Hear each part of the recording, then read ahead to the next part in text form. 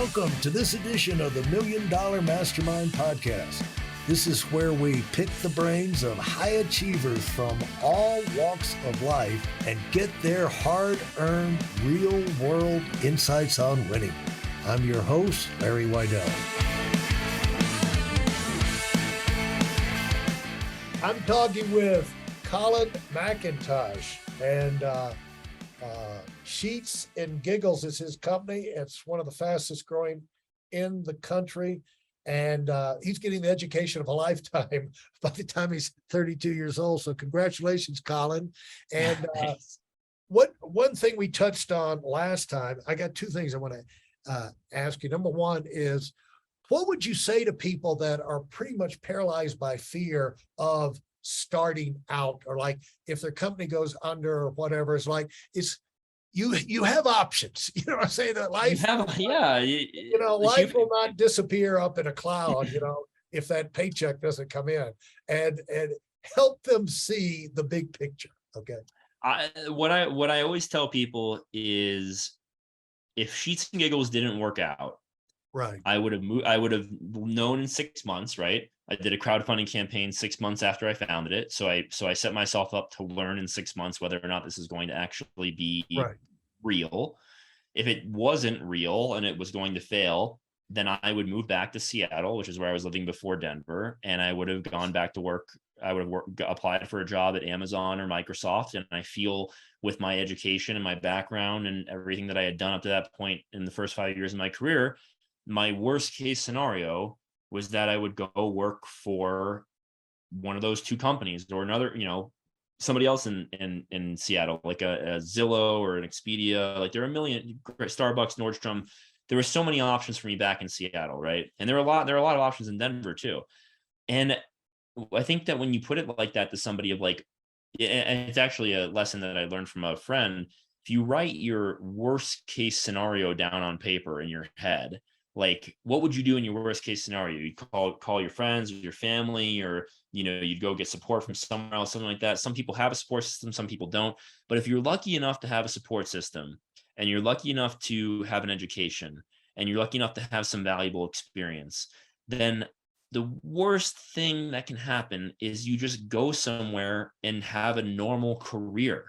And if that's your worst case, if my worst case scenario is that I go work at a well-respected employer that pays me a good salary with good benefits, that work on interesting things, like, fuck me. Like, why am I not founding a company and actually trying to do something of my own? And so that's what I tell people is, like, dude, your worst case scenario is way better than you think it is. Like, way better than you think it is. And so that's what I try to impart. Yeah. And how did you, thanks for that, and talk about, you said, we're in basically, I forget how you phrased it, we're in the first phase of, we're getting started, we're in a startup, and staying centered in my first business is the phrase. Yes. Yeah. And what does that mean to you, staying centered in your first business? And are you looking at moving through the growth of this business in particular phases, or you're just taking it as it comes? Or do you have a picture in your mind where you're going to feel like this thing has stabilized itself, and now start feeling like longer term planning and stuff like that? I think, it is phases, right? There's the startup phase, a lot of frenetic energy, a lot of movement, a lot of chaos. It's usually one person plus a bunch of agencies and contractors and part-timers circling around you. And then second phase is full-time employees. You've got few people working for you full-time. You got benefits. You start to build a culture, a structure, a day-to-day. You start to, solidify some systems, have some more accountability. And then I think, like, the third stage is kind of the one that we've moved into recently, which is that scaling stage. And that's, I think in today's world, that's a very difficult stage to get past. because frankly, the inventory requirements are so dangerously high, and you're predicting things, at least for a physical product, you're predicting things so far in advance now because of a post-COVID world where logistics and shipping and production can take 2 or 3 times as long as it used to. Right. You've got to outlay some pretty serious capital in order to hit these growth goals. And how do you do that without going out and raising massive amounts of capital from venture capitalists? How do you do that? So for me, to answer your first question of how do I stay centered on this, and what does that mean to me? What it means is reminding myself that this is my first business. I'm still learning. I'm always still learning. I'm not that, I'm still the same Colin. I'm still, I'm not, I'm ascended to some, CEO guru type of person. Like, I'm a few years older than I was when I founded this company. And so when I talk to investors or I talk to people about the business, I always say, like, Sheets and Giggles is going to grow at this rate. Here's what I think is going to happen. I try to hit my forecast, make them reasonable, conservative forecasts that I think are reality based. And I think a lot of founders especially who are raising money, they don't have reality based forecasts. They will say, okay, we're going to do $1 million in year one, $8 million in year two, $24 million in year three, and $72 million in year four. And it's like, how do you think you're like, so whenever I judge pitch competitions, which I do a lot because I've won a lot of pitch competitions, I get a lot of like weird vibes from founders who don't seem to understand what like realistic growth actually looks like, and they pitch this very pie in the sky graph all the time. So that's kind of, for me, what it means to me is just like, being reasonable about the business. And like, and every business is different. Like Sheets and Giggles reasonable growth looks different than a software's company's reasonable growth, and so yeah. What's a pitch competition? So that check up there, I won $95,000. I won from Denver Startup Week 2018, first place. And then I've won multiple entrepreneurship pitch competitions. I love pitching. It's something that I love to do. I won first place at Denver Startup Week 2018, which is the giant $95,000 check above my head. True story. I jumped into bed with that check. I took a picture of me naked in bed with that check after I won it. It's not every day you win 95 grand. And I've won multiple entrepreneurship pitch contests. I've won, $10,000 here, $20,000 there. And it's great. It's always so fun to get on stage and command an audience. I love being in front of an audience. I come alive. So now I teach people how to pitch, and I also judge pitch competitions. So I'm judging this year's Denver Startup Week pitch competition. I judged last year's and the year before as well. I'm going to pitch practice at Techstars in a couple weeks, and I'm one of the mentors who teaches the 10 companies every year how to pitch. When I was on stage in 2019 at my Techstars demo day, really brought the house down, man. That was so fun. And had the whole place cracking up, about 1,000 people. And Techstars now globally actually shows my pitch for their dozens of programs across the world as like a how to pitch tutorial, which is really, really flattering and really cool. So I've got like Colin's 13 rules of pitching and a bunch of other stuff that I've come up with. So it's just one of my superpowers, I guess I would say, is being in front of a crowd. How would people find Colin's 13 rules of pitching? They have to email it to me because I haven't published it. So the one thing I'm really bad at, Larry, is like the side hustle project stuff. Yeah. Like I could write these how-to guides. I could have a TikTok about this stuff, like what, Right. but I honestly, like, maybe it's just because of how my life has become, but like, I'm engaged. I love my fiance. I love my life. I love my family, seeing my family try. Like, so with Sheets and Giggles, I don't have a lot of outside time for projects. So I'm kind of like why would I start this and half-ass this? So if anybody wants those rules, they can email me for them, and I'm happy to walk them through them. Well, the thing is that you've kind of answered your own question about, you wonder about going forward when you get all these ideas, how how do people bat through them?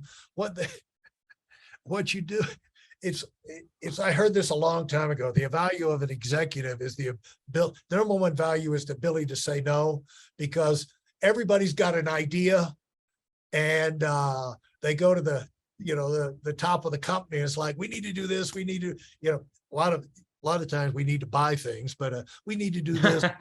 We need to expand our product line. I'm sure you get this all the time. We need this, with that, the other. And so what you do is you have, the idea is one thing, but do you have the ability to execute? And the time, for God's sakes. Yeah, well, that's the ability. You got to have the people, the time, the money. It's like what I used to tell our people. I said, when Coca-Cola got the okay from China to go into China, if they didn't have already in advance massive layers of management already trained, and things in place, there's no way you're going to go into, a couple billion people and penetrate that market by starting training program.